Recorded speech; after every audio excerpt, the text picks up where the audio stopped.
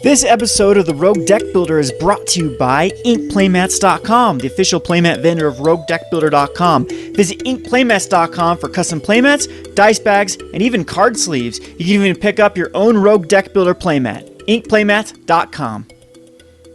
Hi there, it's Kevin with Roguedeckbuilder.com, here with an updated version of a deck that I ran for last week's Play on a Budget for Gathering Magic. And this is still quite a budget deck, but I thought I'd put a few cards in this deck that puts it above the $25 budget, still under $100 budget. And this is actually a deck that I've been running pretty religiously for the past couple weeks at my local F&Ms and here on MT Joe, and it is performing a lot better than I ever expected this deck to perform. In the metagame right now, there's a lot of one-for-oneing or sweeping with Drown in Sorrow and Anger of Gods, and this deck just completely dodges all of that type of thing.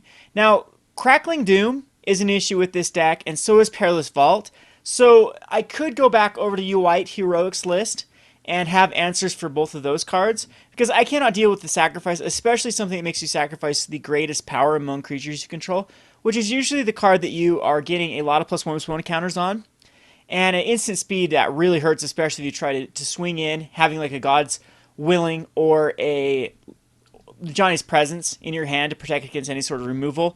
And then they just Crackling Doom, there's nothing you can do at that point. It's just dead. I don't know if there's any way in the format that makes it so you can't sacrifice a creature. If there is, let me know. It'd have to be white, though, of course, mono white. Otherwise, it wouldn't really work in this deck. So I've thought about a few other cards to add in here. Avacyn, the new Avacyn out of M15, I thought would be kind of cool. But it gets a little bit redundant with the God's Willings and Johnny's Presences. And a 5/4 flying for 5 mana, though, seems to be perfect in a mono white type list. I've put in Hushwing Gryphs in the sideboard. This card is amazing. It takes care of one of the problematic cards in Doomwake Giant. It also, that whole deck gets shut down by Hushwing Gryph. Any entering the battlefield effect, like the Eidolon Blossoms, does not trigger. This also takes care of the Rhino. It takes care of a few of the other problematic enter the battlefield cards. I'm not thinking any of others off the top of my head at the moment, but I know that there is some very pertinent cards the Hushwing Gryph just says no to. And I guess Grey Merchant of Asphodel would go in that list. I was having a little bit of problems with Mono Black Devotion with the Mogis Marauder or Mono Black Aggro, and the Hushwing Gryph also shuts down Mogis Marauder as it comes into play, and that's entering the battlefield trigger, and then it does not get the Devotion trigger, unblockable swing for the Alpha Strike. So it's kind of a cool little card as a combat trick, and what really makes this card good is its flash. That's exactly what you want in this deck, is end of turn being able to flash something in, and a 2/1 flyer, it still works perfectly in this tempo type list. Now, I'm a little low on the removal now with Banishing Light and Suppression Field, but if I really thought the metagame needed it, if we start going over to bigger creatures, if I worry about Pelucranos again, or the real biggie creature that I do usually worry about, I can't target it anyway, which is Stormbreath Dragon. Stormbreath Dragon does give this deck a bit of issues, so I thought I'd just take out the Banishing Lights and just keep in 2 Devouring Lights. I really like Devouring Lights. They're a great card. It gets rid of any sort of indestructible. You'd actually be surprised at how many indestructible type cards are in this format that you can exile it. And I'm going to keep in 2 Ordeal of Heliodes and the Dawnbreaker Charioteers just to put us over any sort of deck that tries to burn us out.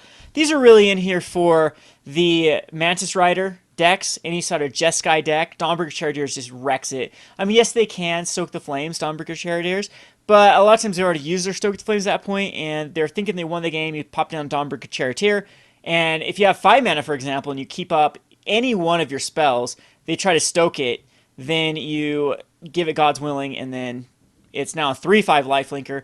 Good game. They're not going to come back from that, and game over. So this deck does very well against Jeskai Midrange or Jeskai Tempo, whatever you want to call it, whatever version of the Mantis Rider Jeskai deck. And then we have the 3 erases in here for the combo deck. I haven't really ran against any combos. I think it's really come out of favor with a lot of players. It's a very boring solitaire deck that isn't as powerful as other combo decks in the past. So I highly doubt I'll actually run into Jeskai combo. Ascendancy combo much. But Erase is just a very versatile card. It takes care of gods.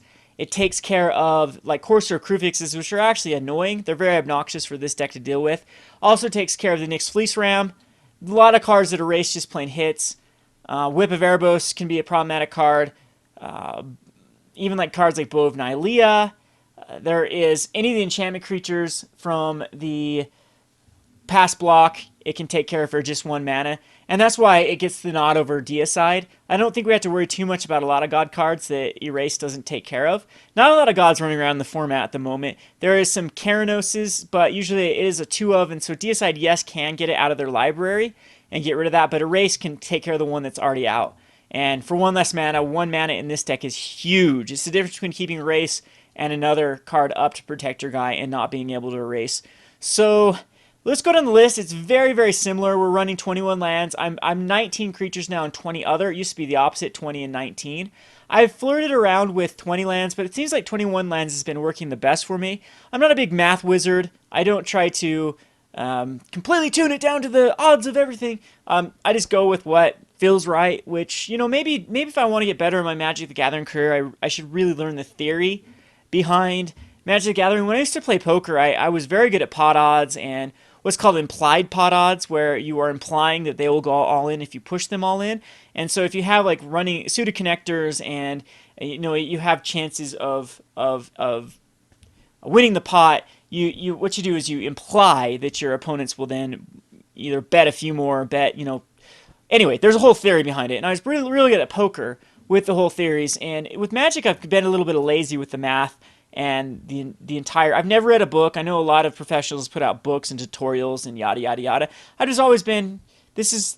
You just go with what feels right. Again, I'm going back to personality theory. I'm a big feeler, so you know I'm always weighing how I feel about something a little bit about how I think about the interactions of that. So whatever feels right, a lot of times just shove together in a deck and go with it. But that's the whole reason behind 21 lands, 19 and 20 other, is it's just been performing the best, and it's just been feeling right. When I cut down to 20, I seem to be a little bit short on lands, and you know that one, it's 1 land, it probably doesn't make that big of a difference. But anywho, that's enough about that subject. So then I don't see any room for the Johnny's Presence, Defiant Strikes, God's Willings, and Launch the Fleets from going out of the deck.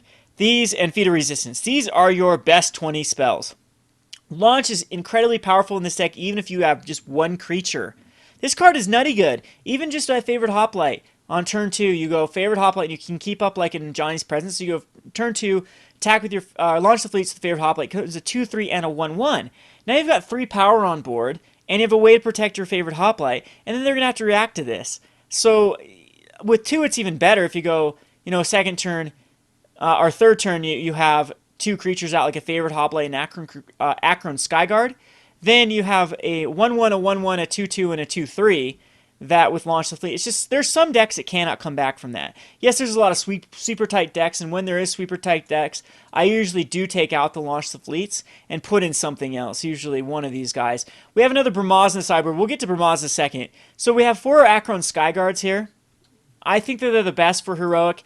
You could go the 2/2 for 2 Hero of Irios. I'm okay with that. Or Irois. I'll start pronouncing words correct before I get flamed too much on YouTube. Sorry, grammar police or accent police or whatever you want to call it.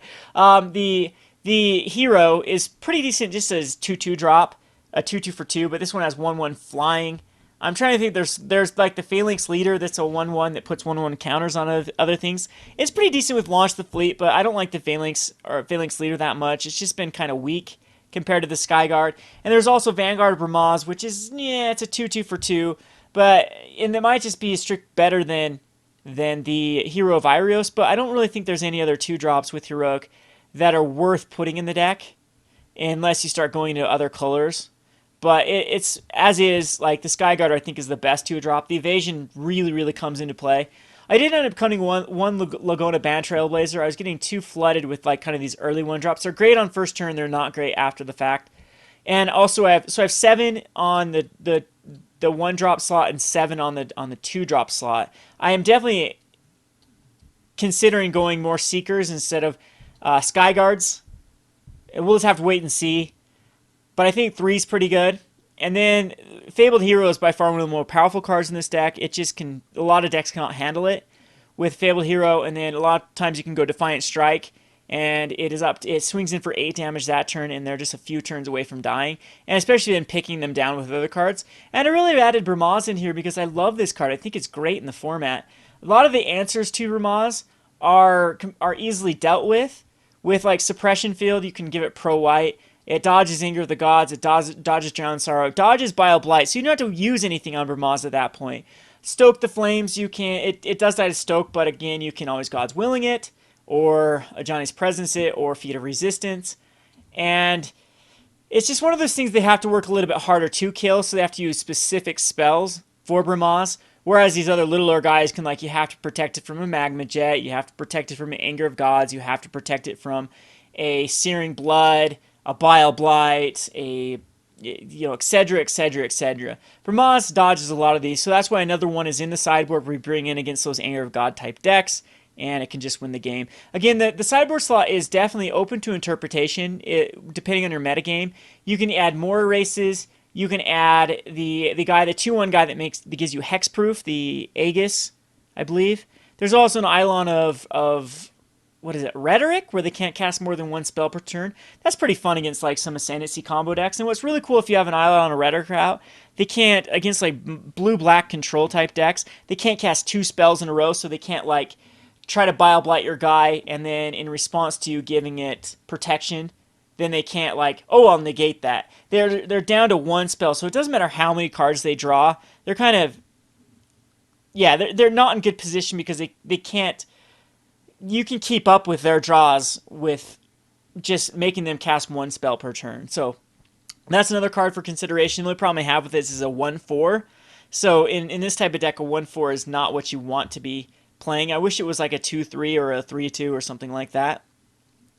And then I'm choosing to go Hushwing Griff because I think it interacts the most in the metagame. An Ordeal Healer is definitely something you could take out. You can go down in the Dawnbreaker Charioteers to put in maybe another Seeker of the Way in the sideboard instead if you're worried about more aggressive matchups. I just love Dawnbringer because it is such a headache for both Goblin Rabblemaster and Mantis Rider. So Mantis Rider can't really attack into it, and Goblin Rabblemaster just, they have to attack him with their Goblin. You block, and then if they try to stoke the flames or something, a lot of times you can just play the Dawnbreaker Charioteer as a 5-drop and keep up something to protect it. And you got to think of even Defiant Strike as protecting it against Stoke the Flames. And then it becomes a 3/5. Good luck for any sort of strategy that's trying to burn you out to come back from a 3/5 lifelinker. And again, Devouring Light's subject to your metagame. I like it a lot because there is still a lot of strategies where they try to get one biggie out. It takes care of Pelucranos. It takes care of some other, again, not Stormbreath Dragon, but it does take care of Sarkhan Vol. It does take care of Rhinos. There's a lot of things this Devouring Light does well against. So I thought 2 of them in the sideboard, and it's pretty cool because you can be tapped out or almost tapped out and still actually use Devouring Light. This card is just very powerful. Would love Celestial Flare. I definitely play Celestial Flare over Devouring Light if it was still an option. So this deck can get better with a few more cards. So in fact, I'd like a card that says target creature gains the ability of tap. Opponent has to sacrifice attacking your blocking creature, because then that would give my guys the ability to do something there. So anyway, there's still a lot of other stuff you could put in this deck. I've thought about the Outlast Lifelink guy. He could definitely work in this deck. The Outlast Flying guy, and then you wouldn't have to go Sky Guards. You could go Vanguard of Bramaz or something. You can go more of the Launch the Fleet routes with Phalanx Leader and Vanguard of Bramazes, and then cut out the Lagona Band Trailblazers and the Akron Sky Guards and kind of go that route. And then you want to put in a Spear of Heliod and a Hall of Triumph, though. So again, this deck, what's really cool about this deck is it's very open to switching towards what the metagame is throwing at you.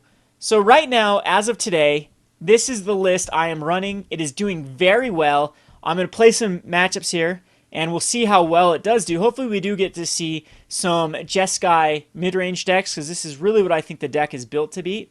And we'll see how it performs. Again, this is I apologize, kind of redundant to the U-White Heroic and the Mono-White Heroic for playing on a budget last week, but I really want a go-to deck this season, and so far this is the one I'm liking the most.